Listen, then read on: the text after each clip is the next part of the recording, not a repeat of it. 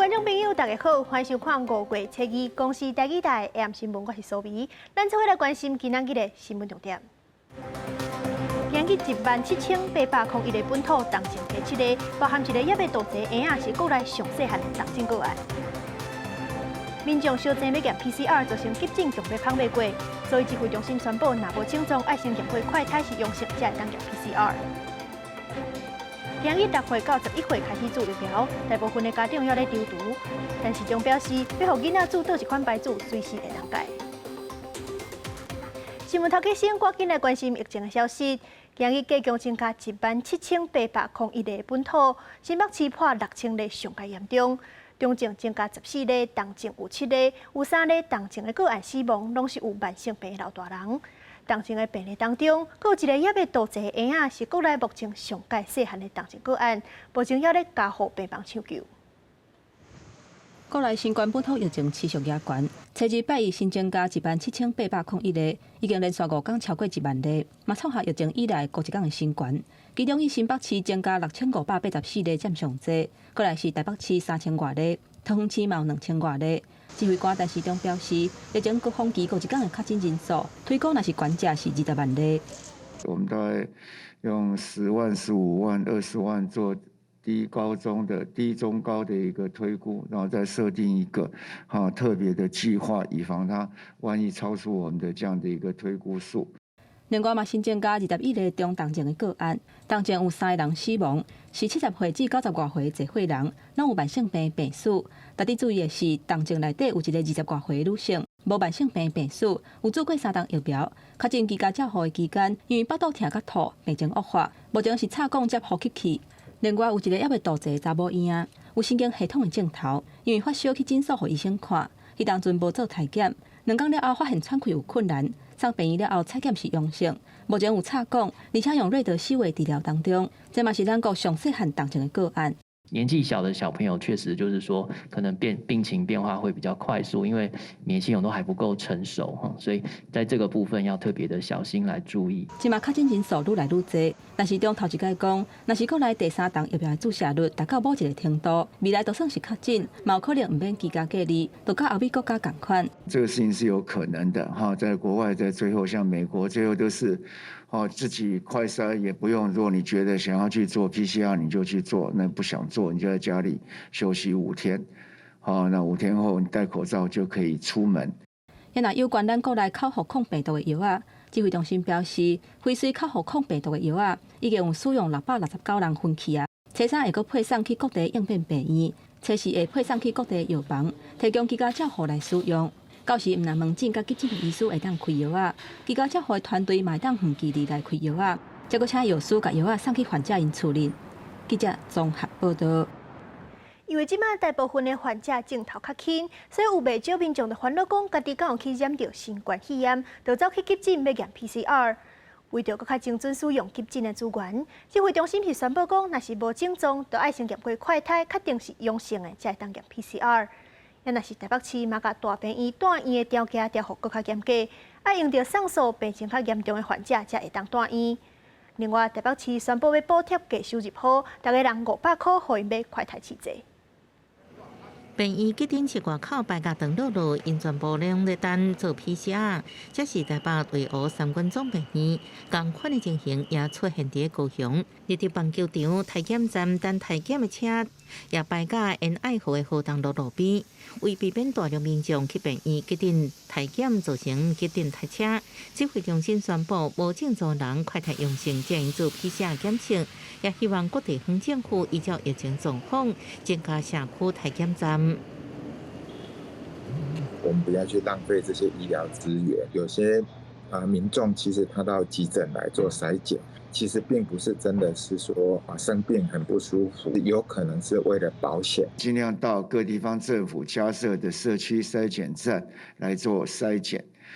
那请急救责任医院开设防疫或发烧的门诊来分流病人。国内新冠本土病例一直升悬，其中台北市初二增加3718例，市长郭文泰表示，虽然确诊数比初一的4134例下降，不过这是连续假期的加上，这2天社区阳性率升悬已经到64.8%，所来去确诊数会阁升悬，所以宣布即马开始台北市各大病院、大医看39悬，爱用着上诉病情严重人才大院，其他伫急诊、门诊处理进行分流，佮补贴加收就好，每人500块买快台剂，上班17都已经户头。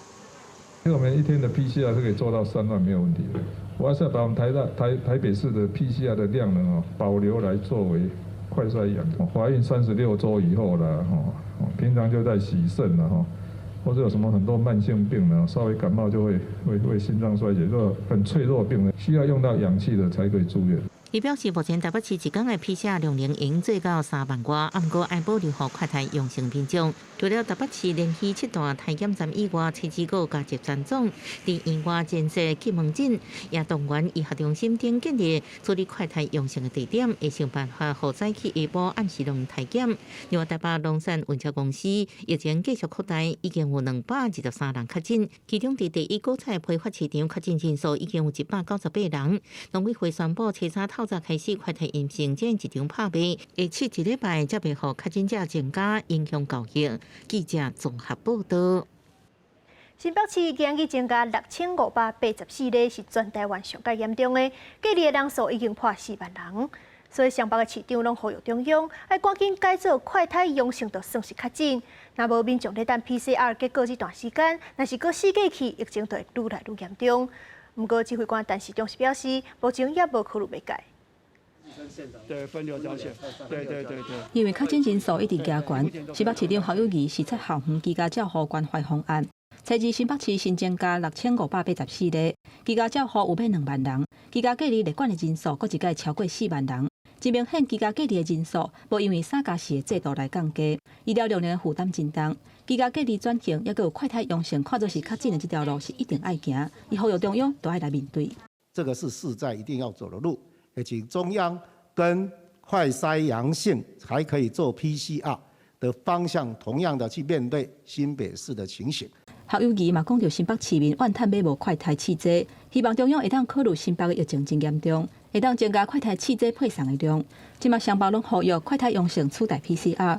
台北市长郭文泰认为讲，即马 PCR 的容量差不多是20万件，数量若是增加，中央这边一定会塞车。估计就要4天才会当收到检验的结果，应该要甲快筛15%的检查看作是必要的损失。但是在战况紧急的时候，你那个15% 的误差就当做必要之损失了。那不然你要把85% 的继续在社区陆处理的弄到处放，那传染会更厉害。所以一旦快筛阳你就把自己当作是确诊者了你该回家给我关起来就关起来。住院的数目，就或者说那个需要医疗的数目就会增加。那匡列的也会增加，所以这里面在这个时候，马上要这样做，恐怕不见得是适宜。双北确诊超过1万例，敢是要以快筛阳性来取代 PCR 的检测？但市长的态度也是较保守，伊讲目前暂时未考虑，不过降低匡列的强度，也有时间是会当考虑，会观察这2天主疫苗的情形，再来做修正。记者综合报道。有一个县市今日已经开始予6岁到11岁囡仔注莫德纳，有的家长为着予囡仔赶紧有保护力，所以头一天就予囡仔去注。不过，有家长烦恼副作用，要先先观察其他囡仔住院的情形，才来决定。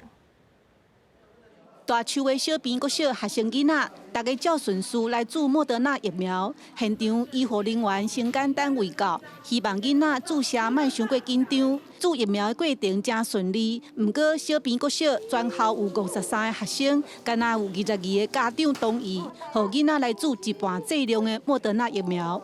第一天回收的时候，就有22位小朋友的家长同意施打，到目前为止依然是22位。没有抽单，有的是要等医生评估之后，会进行安排施打这样子，没有疫苗厂牌的选择的问题。6岁以上的学生囡仔注射疫苗，高雄第一波是安排4间偏乡的国校，70个学生完成，注射率4:7。初二这天，屏东嘛有2间学校开始替学生囡仔注射。包括林乐国小、甲蒂摩尔国小，拢总有197个人完成注射疫苗。林乐国小家长大部分拢同意，希望先互囡仔有保护，毋过要求家长真烦恼注射的副作用。还是想要观察一下其他人施打的状况，再来评估说要不要注意。本来我是想要等 BNT 啦，对，但是因为那个最近就是屏东也蛮严重的，然后我先生就觉得说，先打先有保护，打也担心，不打也担心，干脆就打了就好了。屏东县对初2到13会陆续安排学校注射疫苗。教育处表示，若是未附伫学校住，14迄天33个乡镇市卫生所嘛会加开儿童疫苗门诊，家长嘛会当带囡仔去注射。记者陈嘉文、刘伟做综合报道。今仔日已经有囡仔注莫德纳，稍落儿童的 BNT 疫苗嘛要到货。一个原本要互囡仔注莫德纳的家长是开始咧抽图。指挥中心就表示，家长要互囡仔做倒一空白纸，随时拢会当改；要伫咧学校住，也是家长要家己带去病院住嘛，拢会使。那随时可以更改意愿，那多重的地点可以来施打，所以大家就照这样去安排，那地方政府也可以配合这样子来做。6岁到11岁囡仔会陆续注新冠疫苗。教育部就表示，若是注完身体无爽快，会当请3天的疫苗假来休困。另外，台北市这礼拜4囡仔嘛要开始注射，市长郭文哲就要求中央爱先讲好清楚，敢会开放囡仔第2档甚至是加强写来注无同的牌子。不过，但是总是简单回应讲，会请专家来评估。新北有一个6个月婴仔4月底发烧，去南口中家病院挂急诊，排队排点外钟，落尾婴仔病情恶化，救无转来。家长就问病院讲去签着治疗时间。南口中家即马是回应讲，当初是有照病情的状况分类排顺序处理，不过真遗憾病情实在变化伤紧。大家身体闹状况，马上就看医生。不过新北市有一个6个月大的查甫婴仔，4月2日发烧，紧急送到南口中江病院。不过家属指控，伫急诊室内底等点外钟，一直无法度看病，最后囡仔病情恶化，经过急救伤口不治，认为是病院方面去耽误掉。发生这样的事情，我想父母亲一定感到非常的难过与悲伤。根据卫生局初步的了解，医院有依照检伤分类的方式来提供适当的医疗处置。当病患到达急诊室时，医师必须依照每个病患不同的紧急状况做立即的观察以及专业的医疗判断，进行后续的医疗处置。面对家属指控，病院回应初步检查时阵有发现查甫婴发烧，不过意识清楚，验是新冠病毒确诊个案，一切拢是依照规定处理。对婴儿的病情变化真紧表达遗憾。医疗各个急诊室都有它的一个适当的一个分配。那请遵照各个医院的急诊的规定来办理。面对急诊暴量，即卖减伤制度是毋是调整保留囡仔医疗量能？指挥官陈市长爱大家尊重各病院的急诊规定。特别是考虑14岁以下囡仔快筛阳性看诊占一定比例。市长黄文泰表示，目前有咧考虑儿童医疗照护由专门病院来处理。记者综合报道。虽然讲即阵染病症头较轻，不过对老大人来讲也是真危险。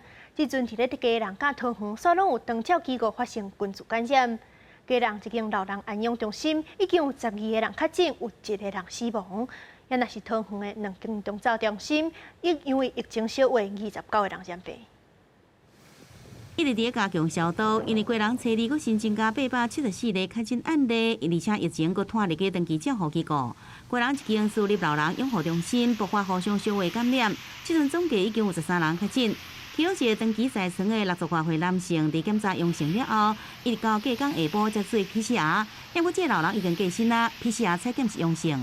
有一个开乳的，因为乳大部分也是血管疾病，那么他就是说比较体质比较弱，那么就11点多就走了。那共有11位著名感染，那其中1位就不幸往生。那其中有3位，他因为有急性的症状，我们就送医院去治疗。那现在住院中哈，那机构中现在有阳性有7位，阴性有23位啊。桃园市立是新增加2577个确诊，而且有2间长期照护中心传出互相相互感染，其中1间工作人员甲住伫内底民众合计有47人，20个人确诊，其中17个人是住伫内底民众，另外1间是33个人内底有9个人确诊，7个人是住伫内底民众。我们的疫调是多点爆发所以我们大概来源我们大概就不会去仔细查。不过理论上这个长照机构它是一个封闭的的区域，那有活动的就是我们照顾的人，或者是特殊情形探视的这个亲友，特殊情形还是可以探视。桃园市府强调，已经要求2间长期照护中心最好分层分流，加强环境的消毒，也有定期做摆来采检，防止疫情来拓开。记者综合报道。台铁的员工为着抗议公司坏掉咧，将劳动节休困无加班，全台湾的火车拢停驶，今日已经恢复正常。不过台铁的工会是表示，因会看政府处理诉求的态度，若是超测袂好势，6月初5日节连假可能会搁集体休假。也若是交通部长王国材是回应讲，会甲工会理性参详。那有民众翕到火车就已经过台中的潭子车头，再搁路倒转去掘台，代志就发生伫5月初2头早，这帮往花莲的170处自强号，去民众积极驶过站，代替是赶紧出来赔货，讲是因为停车无扎落好，才会路倒转去调整。等旅客就落车了后，慢24分出站，详细原因会搁查明。他等下我们才会报告整个进度然后想说这个。今日交通部长王国材5月初2是来到彰化，要了解高铁彰化站甲台铁电中站搬车转运计划进度。针对台铁5日停驶，王国材是表示，虽然民众小看卖惯，但整体状况也算合格，也会继续甲工会来超切协商。行政的版本跟工会的版本，事实上现在差距，事实上没有想象那么大了。所以我想说，共识应该建议在这2个版本把它差距把它缩小，这样比较能够针对问题来做讨论。这样。王国材表示，针对台铁改革一定继续拼，望赶伫立法院调解协商进程达成共识。但工会表示，煞是要看政府敢愿意好好坐落来，先沟通才通过条例。那政府阁唔管，工会无排除5日节连假，阁一届合法联合来休假。互信的基础上，我们还是不希望未来能够造成比较大的抗拒啦，因为毕竟这种东西的话，社会成本还是很大啦。希望能够朝好的方向去进行啊。工会表示，政府的态度也是上重要，看敢有诚意要甲工会好好讲，先互相信任，才有讨论空间。若阁无法度，就无排除发动愈大场面的动员，表明诉求甲问题，但希望是免行到这步。记者综合报道。又搁到报所得税的时间啊！今日是这个年度报税的第1天，早起就已经有25万户完成报税。因为这阵国内疫情严重，今年报税期限是延长到6月30，希望大家莫客气做伙。也那国税局嘛，伫咧室外安排专门报税柜台，呼吁民众多多利用网络甲手机报税。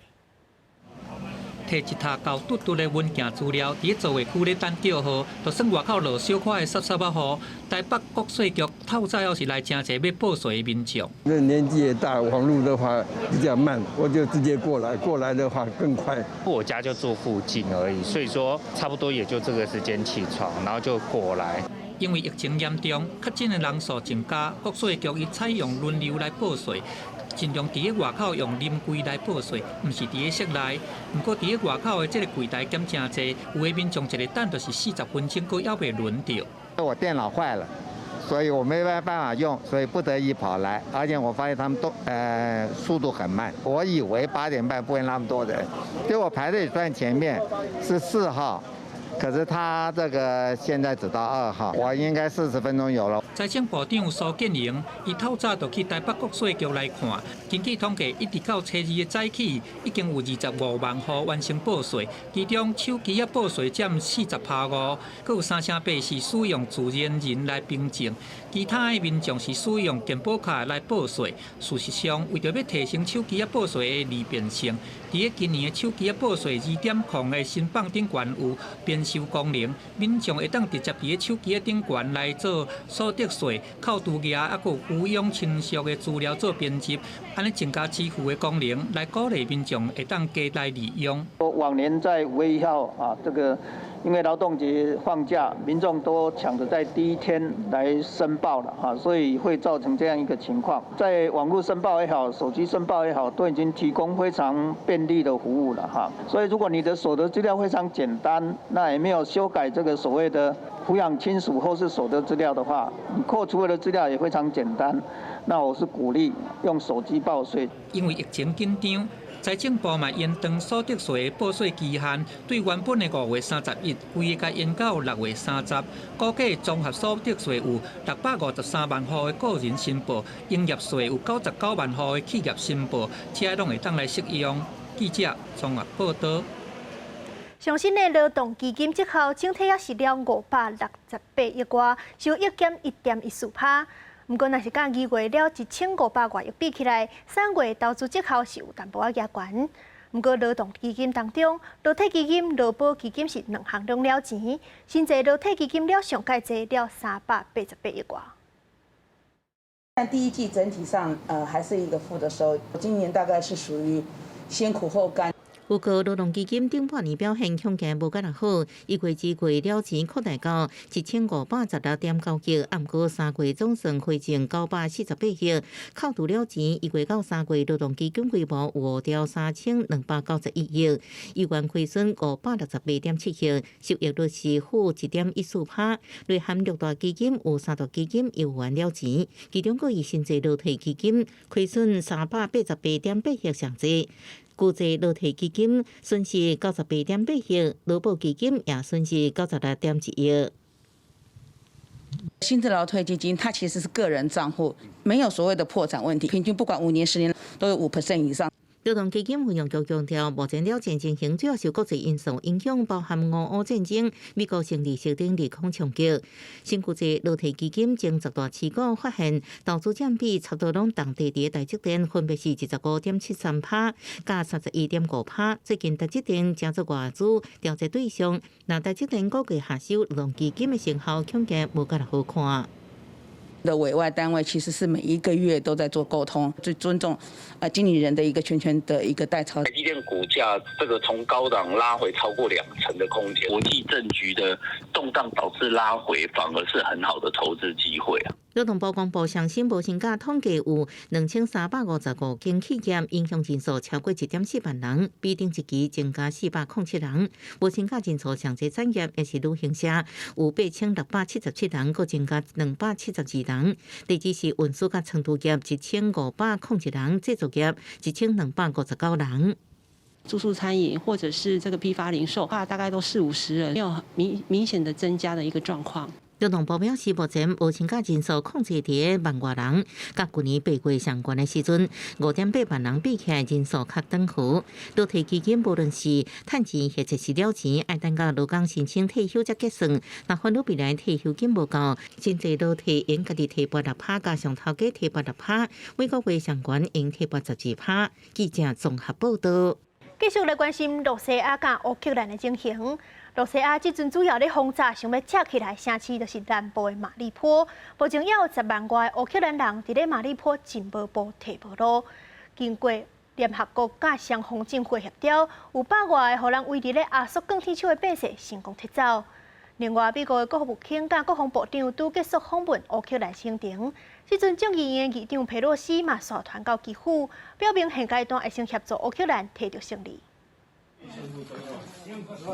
在救援人员的协助之下，秘伫亚速钢铁厂内底避难的百姓，行过破碎的烟片行出来，总算数着外口的空气啊！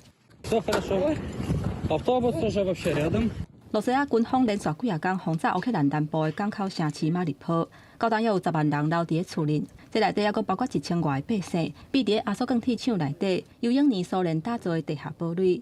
这个特例的行动，在联合国甲罗西亚、乌克兰政府的协调之下，从4月27开始秘密进行。国际红十字会嘛提供协助，头一批拢总特例100外人。2 месяца, да? Ну вот сейчас приехали с ООН, с Красного Креста. 赶大包小包的行李，坐车去离马里坡230公里的城市扎波罗热，成功救到37岁乌斯曼诺娃。伊想到伫阿索钢铁厂内底避难的生活，也是感觉真惊吓。伊讲，别拿罗西亚军方发动轰炸的攻击，壁甲天棚因为震动闭起，也是有土粉落落来，拢会叫是即声惨啊！也若伫咧避难所内底，毋但是欠水欠食食，生活伫咧黑暗当中的惊吓，是伊无愿意去回想的。 Обстрелы были настолько сильные, и рядом с нами все время падало. Выход из бункера, где вот первые ступенечки, там можно было хотя бы, потому что в бункере не хватало кислорода просто элементарно. И выйти хотя бы подышать вот свежим воздухом, да, кислородом, вот даже я этого боялась. Вот, как говорится, я боялась носа высунуть. 伫美国国务卿甲国防部长访问乌克兰了后，继承美国总统排第3顺位的联邦众议院议长佩洛西，4月30率领国会代表团拜访基辅。 甲乌克兰总统泽伦斯基会谈，隔当天佩洛西伫波兰召开记者会。Do not be bullied by bullies. If they're making threats, you cannot back down. That's my view of it. That we're there for the fight, and you cannot fold to a bully. 佩洛西嘛讲到甲泽伦斯基会谈的内容，包括人道主义的援助、经济援助，还有未来中建的工作。 也若现阶段会先协助乌克兰战争摕到胜利。公司新闻王碧文编译。这场战争已经拍2个月过，乌克兰国内交通建设尚无损失超过850亿个美金。其实有一部分是乌克兰的军队为了阻挡敌军，只好家己甲路告桥毁掉。而且乌克兰为了固守首都基辅，搁要调工甲水坝水放流，限制敌军的行动。 不过有一个砖头嘛，因为这个战略已经做水灾，2个月水也未退。在乌克兰首都基辅北边的德米蒂夫村，战争爆发的第2天就做大水，到当又是规片敢若湖同款。居民若是出门都爱穿靴拱、坐树林顶，放罐头甲食食的地下室拢浸伫水底，规片的农作物嘛拢乌有去。 那这一切拢是乌克兰军方挑工做的，都是为着要阻挡罗西亚军队攻击基辅的速度。Було підтоплено багато будинків, які і по сей день перебувають під підтопленням в зв'язку з тим, що ми не можемо відновити електропостачання даного об'єкту для того, щоб підкачати цю воду, яка знаходиться в даний момент в селі Демидів. 乌克兰军方除了挑工予伊尔平河水力发电大坝排水，造成未输做大水的场面，佮把顶悬的桥炸下去。历史罗西亚的军方都要搭浮桥来过河，方便乌克兰军方进行攻击。从战争爆发以来，罗西亚军方针对桥、车头、机场、甲加油站等等的设施是轰炸了真正力。全国高速桥都已经有300多条桥去毁掉，交通基础的建设受到严重的破坏。 估计损失有达到850亿个美金。不过，其中有不少是乌克兰军方为了拖延或者是阻挡罗西亚军方进攻的路线，采取的自我摧毁的策略。基辅北边的第聂伯河、西部的烟花都采取大水的策略，在3月份的战术发挥关键的作用。大水对罗西亚军方的战术形成真有效阻挡的效果，而且把攻击的主力为城市镇分散去霍斯托梅、布查，还有伊尔平等等的外围城镇。 阻挡罗西亚军方包围基辅的攻势，将基尾抵输罗西亚的军方撤退。Воно вартувало цього? Для того, щоб їх дійсно не було, то воно цього вартувало. 公司新闻王慧文编译。罗西亚甲乌克兰拢是生产粮食的大国，即阵因为战争造成粮食的产量减真济。 当然，印度西北部甲巴基斯坦嘛，因为今年4月的温度无正常，顶礼拜连续几日天破40度，去影响到麦芽结穗，产量减2.5%。为7一开始，西方系统进入南亚、印度西北部甲巴基斯坦，为顶礼拜开始，温度几日天超过摄氏40多度，即马总算小可降5度至6度，民众趁机会出门行搭。不过户外还是热甲，卖水果甲卖凉的搭，生理是真佳呀。 嘛有人规分数包到8万，都惊去互日头晒着伤，还佫未少民众浸伫溪水或者是游泳池内底纳凉一下。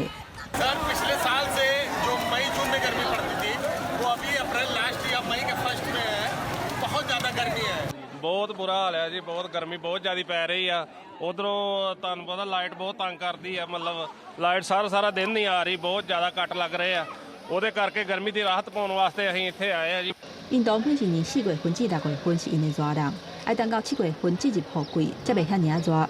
不过，这10年来地球暖化，温度升高了真明显。今年为3月份就开始出现摄氏40度的高温，平均的温度是前有气象记录122年以来上介热的。数落来4月份，西北部平均的温度有到36度，中部地区平均温度是38度。整个月底温度真正升到45度左右，是热到连学校都停课。若新德里的粪扫场嘛着火烧，一个烧就烧几啊天。更较害的是冲击到农民。目前当时麦仔把水到分的阶段，温度若伤悬，是发了无好，饮产的水无够，这麦仔嘛会冷气。政府估计旁遮普省、甲北丰省等等全国主要种麦仔的所在，今年的收成恐惊会减25%以上。Wheat and mangoes in other regions, because it tends to affect the poor, the small farmers far more in terms of productivity, incomes, health, etc. 印度是全球第2大麦仔生产国，不过有出口的敢若是少少啊尔。每一年政府收购的猪皮粮食，拢超过国内需求真济。在新冠疫情滚假的期间，还阁会当发予国内8亿弱势人口免费的粮食。今年从乌克兰甲罗西亚这2大麦仔的出口国开战以来，印度的麦仔国际竞争力有增加，政府按算增加外销麦仔来赚大钱。不过因为气候的影响，要安怎维持内需甲外销有够的量，嘛引起国内质疑。公司新闻是会长编译。昨5月初1劳动节，欧洲有真侪国家拢有示威抗议，先来看法国。因的总统马克宏才拄当选连任，就拄着劳工就起抗议。全国有300多人受伤，巴黎有50个人去互警方抓起来。若是土耳其上大的都市伊斯坦堡，嘛有示威的民众甲警方起冲突。上万的民众上街头，手提着各种标语。5月国际劳工节，法国各大工会按照传统，伫咧全国组织大游行。今年是总统马克宏当选连任了第一场社会运动，包括作为政党成员、社运人士，自巴黎共和广场出发，行向民族广场。De toute façon, il faut que les salariés, le monde du travail s'en mêle parce que il y a souvent eu des promesses par le passé qui étaient faites avant les élections et qui étaient oubliées après les élections. Donc la mobilisation, elle reste importante, quel que soit le gouvernement. 5月劳动节的起源是1886年美国的打草市场事件，迄当阵有35万人大规模罢工示威，要求改善劳动条件，实行8点钟的工时，结果造成真侪人死亡，警察、民众有将近200人受伤，抑有劳工被判死刑吊死。伫事后造成5月真济国际劳工节。根据法国内政部统计，全国差不多有11万6千多人上街头。巴黎就2万4千人，几多个工会呼叫，希望伊能得到更加好的薪水加社会保障。左派议员因也搁再发出60岁退休加1400欧元的上计工资的诉求。La diminution du temps de travail ne signifie qu'une seule et unique chose. La part qui revient au capital doit être moins grande et celle qui revient au travail doit être plus grande. Ce n'est que cela qu'il faut discuter aujourd'hui. 不过原本是和平的示威，则因为有一阵穿乌衫黄面的人发动暴力攻击而变调。这个名叫做乌群的极端团体破坏公车站，甲店的玻璃攻破，又个放火烧粪扫桶。法国警方写催泪瓦斯想要赶人，场面真混乱。5月游行伫咧法国全国有将近300人受伤，巴黎是有50个人被拘留。欧洲真侪国家拢有5月劳动节的游行。伫土耳其上大的城市伊斯坦堡，几60位示威者无插着禁令，伫咧塔克西姆广场附近集会，甲顶部警察发生冲突，结果有人被警察压伫咧涂骹，要掠转去警局。伫德国比邻也有真侪民众上街头示威游行，不过比邻警方讲，这是近年来上和平的5月游行之日，只敢11个人被拘留。公司新闻郑伟林编辑。去年6月，中华交友大楼的火灾造成4个人死亡，21个人受伤，包含一个消防员单指患损失。内政部今日公布调查报告，确认消防员损失的主要原因，而且嘛提出10项改善的建议。单指患的家属是呼吁讲，要检讨执勤的环境，成立工会，才会当保障消防员的权益。去年6月，中华交友大楼发生大火，造成4个人死亡，其中1个人是消防员单志环。内政部启动调查委员会7日公布调查结果，确诊消防员单指环的损失主要原因是数值有毒气体造成死亡，佮提出10项的改善建议。所有权人及使用人为维护建筑物的合法使用。第三，就是公安申报先备查再排查，未能及时发现安全的隐忧。调查委员会经过9个半月，佮进行2摆现勘管真侪摆验伤，确诊消防员单志环因为无线电通讯，中断去佮加上现场乌烟真济，是要运送救援机制失败造成损失，也针对建部甲投资管理现场救灾流程提出10项建议。不过召集人陈宗安表示，调查报告只是避免佮发生同款的代志，毋是追究责任。因为摘调会的责任是将一个事实厘清清楚，而不是究责的机关。有一些建议事项是有一些权责机关。孙记消防员单志环已经伫3月接受彰化中律师，不过继续表示，调查报告特别10个月所提出的建议，较无及时性，除了检讨当地环境、工会成立甲体制调整，才是重点。这次的事件，它其实不是只有消防员权益的问题，它也有其他政府跨部门、跨单位横向沟通的问题在衍生。所以我觉得，就单纯的去讲消防员权益的部分，其实是有点不足的。到初二尾仔彰化县府无进一步回应，强hiệu大楼已经判定是危楼，因为已经超过县府限令所有人1个月家己拆除期限，由县府强制拆除已经前网络招标，若顺利发包办理设计，对发包拆除，按算伫今年底进行应完成。记者综合报道。屏东旭海火箭发射场今年才启用，明仔早起要做头一届火箭发射任务，这是台湾头一届完全合法，而且有经过审查火箭发射。在风雨当中，小介即摆的火箭试射计划，阳明交通大学前瞻火箭研究中心初3早起6点，要在今年初才启用的屏东旭海第2科研探空火箭发射场试射上载火箭 HTTP-3A 第2节。因为我们要先确定我们的飞行导航控制系统是可以正常运作的，我们才会去飞双节的探空火箭。对，那这一次的技术主要是采用全自动飞行导航控制系统来进行火箭的自主导航飞行控制飞行。阳明交通大学是发射场启用第1个使用者，也是台湾第一摆完全合法而且通过审查的火箭发射。不过因为南台湾初2开始落雨，就惊影响试射。如果风速超过大概10米，可能就没办法执行发射。明天是早上6点到8点。如果是明天没有发射，可能就是后天。太空中心强调，这是全球第一摆有混合式火箭有导航技术，无论是不是成功，相关数据对未来技术改进或是进步拢真大帮助。这第2科研探空火箭发射场就在中科院高屏基地附近，有9700平方公尺。去年11月底经过当地部落投票，当地有条件通过成立。如果后面有客人会想来看，或者说能够增加这边的就地的工作机会，我觉得那才是有帮助的。这班试车不只有阳明高大团队，也有无同款研究机构或者是大学团队到场。当地人希望科研活动应带动当地发展，带来无同款的观光人潮。记者综合报道。外籍移工伫咧台湾食头路，同款受到性别工作平等法的保护。不过，监察院煞是指出，当年也是有不少移工因为有心就去放死头路，而且劳动部的验证机制无法度发觉这款情形，所以今日对劳动部提出纠正。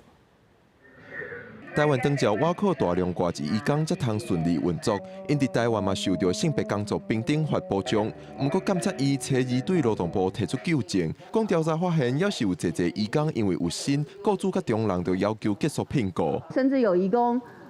会担心说被解约，她就隐匿怀孕。我们也有发现有两个案子，她没有做产检，一直到了生产的那一天才被发现。107年到去年4年来有15000多个产业移工，他申请了生育给付。女性移工有35万，23万左右是社福移工。社福移工能够报生育给付的，就是他在机构、家庭里头当看护工的。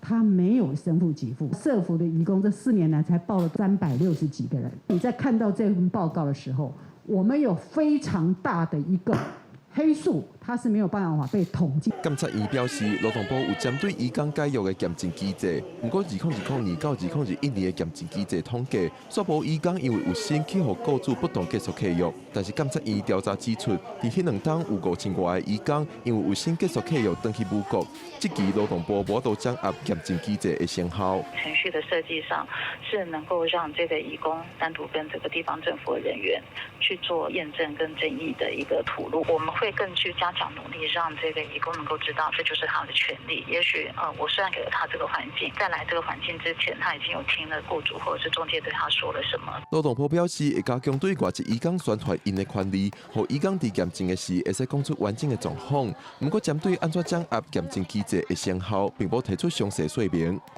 记者郭本谢桂林台北报道。最近烧煞发生幼囡仔发烧去急诊未获救煞来死亡的案件，时代力量的立委陈椒华今日开记者会呼吁卫福部爱规划儿童急诊的专门路线，避免悲剧搁再发生。 2礼拜前，新北市发生2岁囡仔感染新冠肺炎死亡，且1个月6个月幼囡仔发烧伫急诊排队时不幸死亡的事件，时代力量初2召开记者会，呼吁伫疫情拓开了后，政府就要确认儿童急诊的量能充足，保障幼囡仔的治疗权益。因为目前我们看到很多人挤在急诊室，那挤在急诊室很多是在等那个 PCR 的这个快筛的结果。 在医院的急诊要赶快来成立急诊快速通道，尤其是针对幼童。陈椒华表示，应该要把重点放伫分流，建议卫福部透过防疫纾困经费等等，补贴各间病院设计门诊，就是快筛阳性才到病院做 PCR。指挥中心下晡嘛虽表示，1岁以下若发烧严重，会特别收治。另外，中华关医疗界联名经理师蔡志宏嘛针对中南部的儿童医疗提出意见。儿童的病床这边呢要先准备好，那现在叠笔剂方面已经受到考验。 那像我们中南部的话，大概还有2个礼拜的准备时间了，不然2个礼拜以后，我们中南部也会像现在的北比基这样。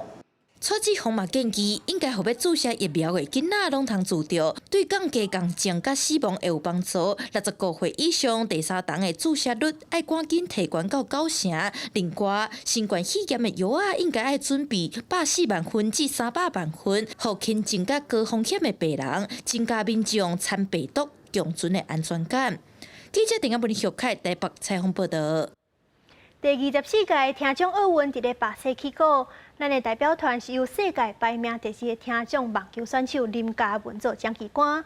另外，乌克兰的代表团入场的时阵，是举停止战争的旗仔，全场拢徛起来，甲因拍破哩。 这开场，就有囡仔用手伫空中画出和平混淆，希望世界和平。第74届达芙林匹克运动会，也就是听障奥运，由吉祥物尼洛带头欢迎来自全球60来个国家的选手进场。台湾代表团由顶一届听学提女单甲女双2面金牌，目前听障网球女子单打排名世界第1林嘉文做奖旗官。现在就是台湾世界在5月2号吗？ 谢谢他也是我的手语，所以我觉得是非常有意义的。代表团入场的时阵，也特别宣传2003年世界听障乒乓锦标赛，甲2004年世界听障电竞赛，这2项比赛会由台湾主办。另外，上受瞩目的就是乌克兰进场时举着停止战争的旗仔，全场徛起拍破地气。66个参赛国当中，除了地主，巴西派出152人。第2大团就是乌克兰，有147名选手参加比赛。在疫情之下，听障奥运虽然规模较小，不过气氛依然真热热。选手已经准备好要伫运动场顶悬，争取上好的成绩。记者综合报道。 婚林赛内有一阵少年家积极咧推动厨房这款运动，办真侪活动甲比赛，嘛争取要有专业的厨房场地，希望婚林会当发展做全国上好的运动都市。参赛者一个接一个，当在边仔练厨房，有的搁点绝招出高难度的动作，虽然有时成功，有时失败，不过大家拢算甲真乐畅。个人特别是对别县市走来，要专工来参加这场盛会。我来自嘉义，我叫嘉义小黑。然后我们加一的，我就是带几个朋友来一起就是捧场，然后就一起来这样一起玩，然后可以认识更多不一样的朋友。我算半个云林人，对，我在云林出生的。大学的时候我又回来云林读书，然后我在这边也认识到不少朋友，所以说我自己是蛮喜欢在这边玩板的氛围。酸醋帮伫这几日来真受到少年人喜爱。2020年时，佮列入去东京奥运的正式项目，佮再带动一波全民运动的热潮。云林的劳生拿协会，就特别伫斗六的新溪纪念馆门埕办一场厨房野餐聚会，结合音乐、霹雳舞元素，要让众人拢感受到青春的活力。我们想在这边办一个街头文化季，滑板啊，它其实不只是一个运动。有很多的那种流行品牌，包含音乐、艺术创作、设计，很多东西都是从滑板衍生出来的。因为滑板它一开始就是在街头，然后它会有很多的 idea。我们希望云林的年轻人有一些自己的特色活动，早一点云林成为台湾的滑板之都呼唤台湾滑板爱好者一起来云林玩滑板，一起交流。若甲其他大都市比较，云林的厨房运动风气也无遐兴。协会希望举办相关的活动，安排专人伫边仔教，互民众亲身来体验甲了解，嘛期待未来县内相关耍厨房的场地会当愈来愈完备。通吸引到其他地区的人汇集来到云林做伙来交流。记者综合报道。南投埔里的香菇真出名，而且最近5月节要到啊，所以公所就办北粽的活动，要来推销埔里的香菇，而且嘛，互爸爸妈妈带囡仔来买香菇，咱做伙来看。看这香菇这水这大蕊着，众人也来体验买香菇。南投的埔里有出产香菇，镇公所为着推广在地农产品，就办买香菇、白粽、甲煮料理的活动，佮有带囡仔认捌在地香菇的产业。为孙农教育为产地到餐桌今仔要互人来体验讲采香菇香菇是安怎种伫香菇的部分包括咱所有的这个料理内底用香菇来做菜底，会使讲非常的低。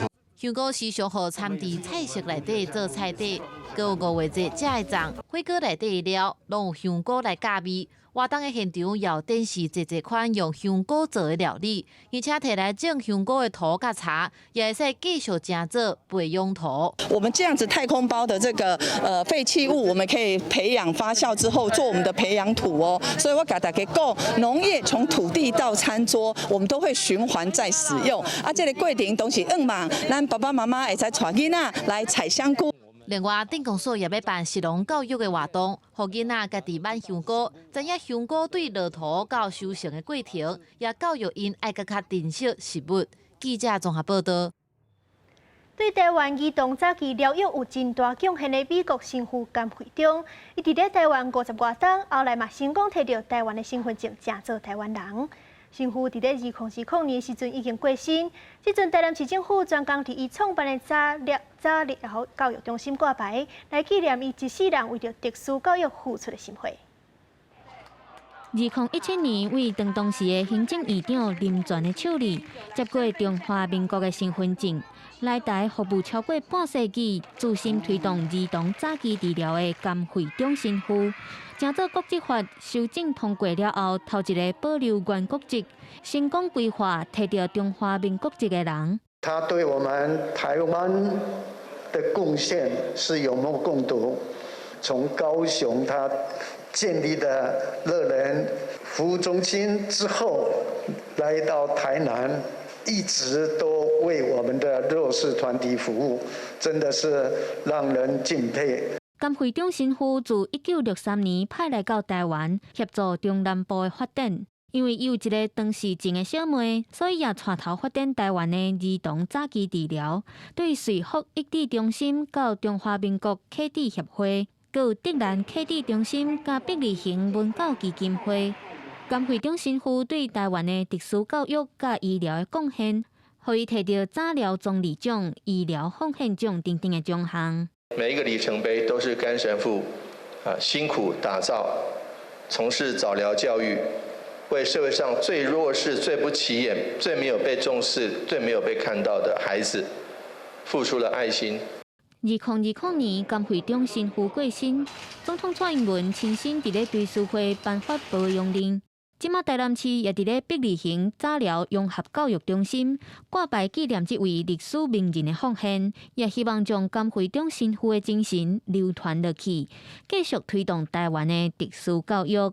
记者综合报道。明仔载天气是安怎？咱来看各地头的详细资料。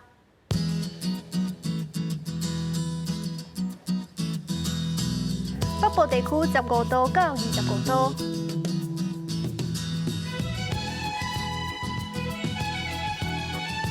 中部地区15度到26度，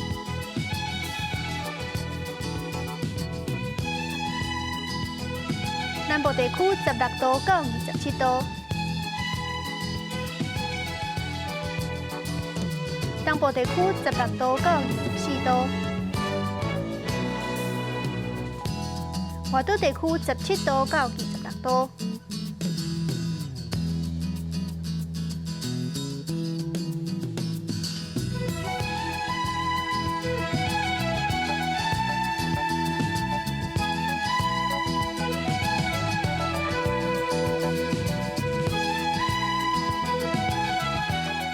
感谢你收看今日的 AM 新闻，我是苏比，咱明仔载同一个时间再会。